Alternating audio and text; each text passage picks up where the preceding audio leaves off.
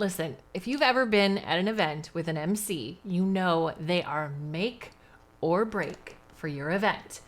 So if you ever have the opportunity to MC, there are some ahas coming to you that you have got to download.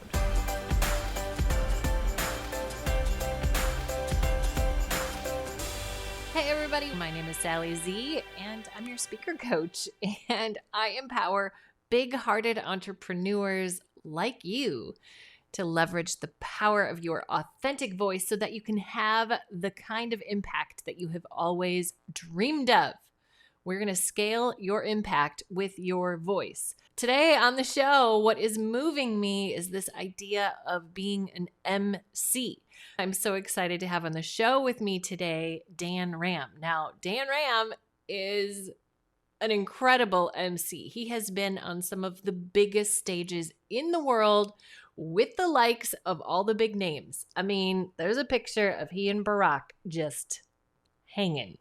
That's what I'm talking about. So we can glean some of those ahas from him to help you show up out front. Now, even if you never MC, there are some really powerful delivery pieces and mastery. There is mastery in this conversation with Dan Ram.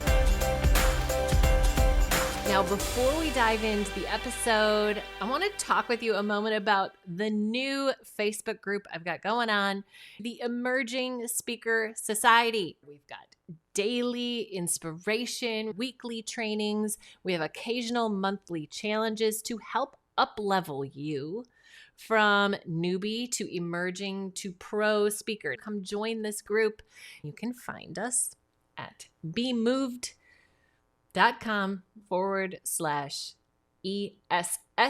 for Emerging Speaker Society. Now let's get on to the show. Here he is, Mr. Dan Ram.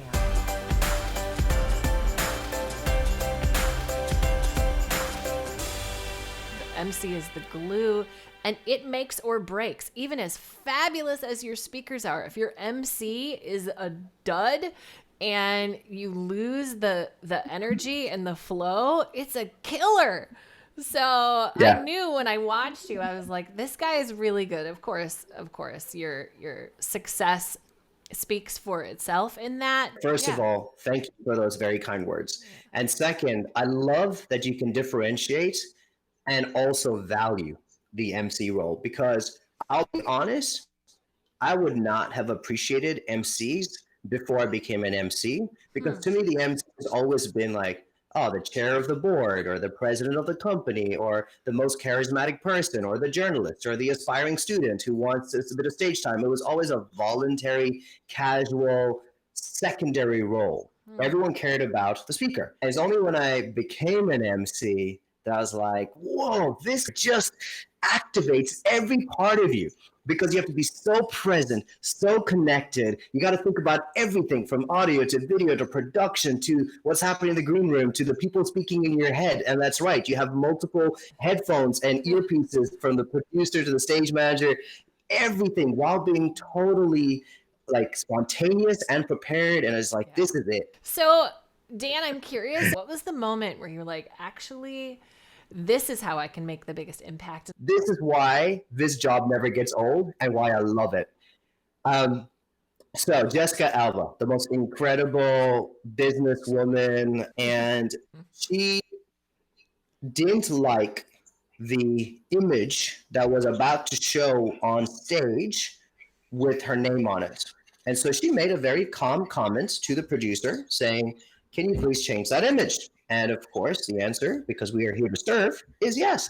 Yeah. But in the meanwhile, I've got 5,000 German businessmen and women in France who are expecting Jessica Alba to show up in about 60 seconds. That's how long I have to introduce her. And so I go on stage with the full confidence that the producer is going to change this picture within 60 seconds. And so I go on stage with my lederhosen, which is this Bavarian outfit.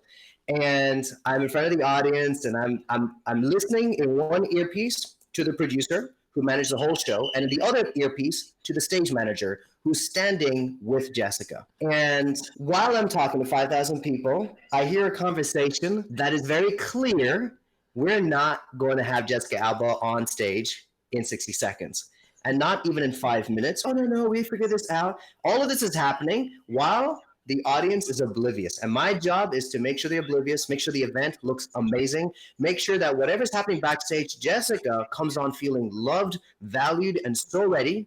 And so I start to do a few things with the audience. We do a little sing along. I run into the crowd. I do some quick question Q&A. I ask people their highlights. We're buying time. At some point, I decide I'm going to kick a ball into the audience and we're going to play a game.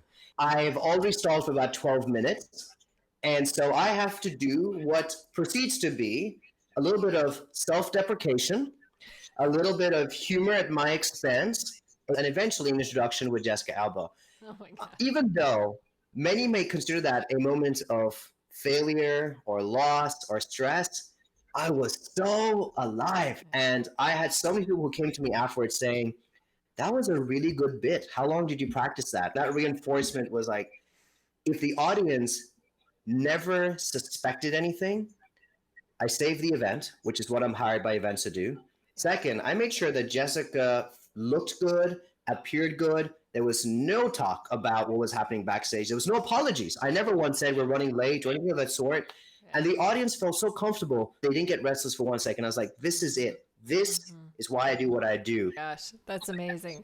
And I want to underline something that you said, because I think it is essential, whether you're emceeing a huge event or you are facilitating the transition between things at your annual conference, is trust. Your job is to create a sense of trust between you and the audience, that the audience is in good hands.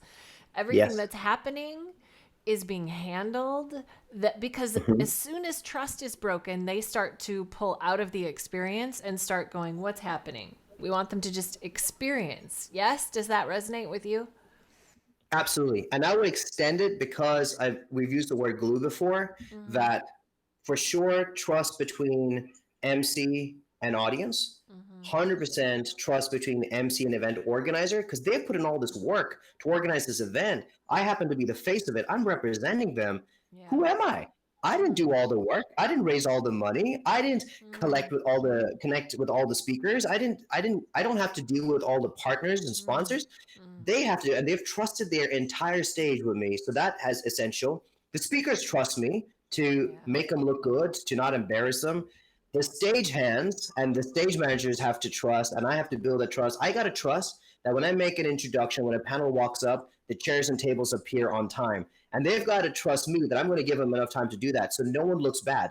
And when tech fails, which it always does, I never go, oh, it worked well during rehearsal, or come on, DJ, why is it? No, there's got to be full trust. We're a team working together. And so it's multi-layers of trust. And the challenge with an MC is you got to build that usually within a period of about 24 hours. Most MCs appear at a venue the day before.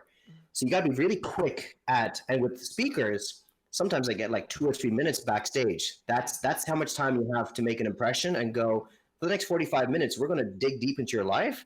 And trust has to be that underlying connection here. Thank you for broadening the perspective on that, because you're right, Dan, where we can connect with you. So Instagram is generally where I answer the fastest at I am Dan Ram, or just drop me an email. Find me on my website, iamdanram.com. This was really fun to have you on the show. Thank you. One of my experiences is that this journey, being a speaker or an MC or even just a freelancer on a broad term, can be quite lonely. And there's so much that you need to learn, and you want to connect with peers, but it's not always possible. And I think spaces like yours that you create are so valuable and so important. And I really appreciate you creating this space. Absolutely. Well, the space is created because people join me here. So, and I love these conversations. Thank you, sir.